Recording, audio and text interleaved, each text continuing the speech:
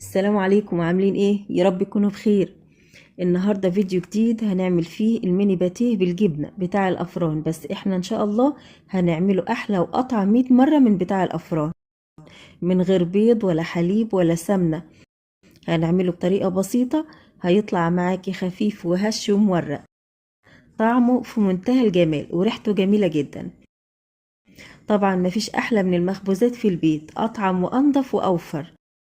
من نص كيلو دقيق هنعمل كمية حلوة، والمكونات موجودة في كل بيت.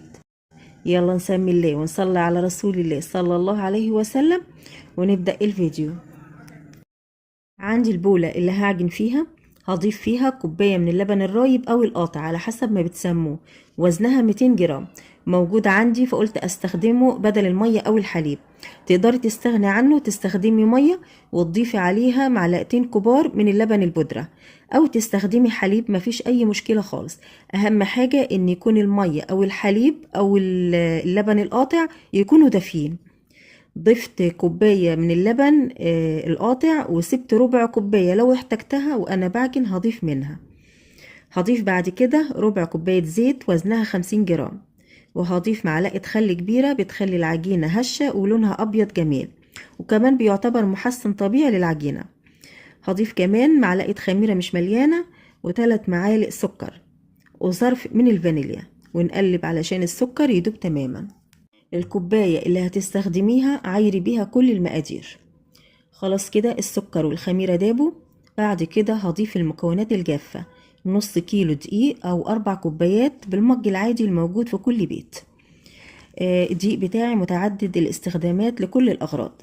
هضيف عليه معلقة إلا ربع بيكنج باودر أو معلقة صغيرة مليانة، ونص معلقة صغيرة من الملح. وننخل الدقيق، مهم جدا انك تنخلي الدقيق علشان تدخلي الهواء جواه، علشان الباتيه يطلع معاكي هش وخفيف، وكمان تضمني نظافة الدقيق.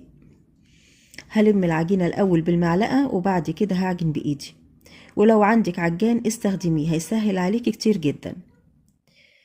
هعجن، ولو حسيت ان العجينة محتاجة سوائل تاني هضيف من الربع كوباية اللبن الرايب اللي انا سايباها على جنب. حسيت ان العجينة محتاجة، ضفت نص كمية اللبن الرايب اللي انا سايباه على جنب، يعني حوالي 30 ملي كده. يبقى كده العجينة اخدت معايا كوباية ونص الربع اللي انا سايباه ده، يعني حوالي 230 ملي جرام.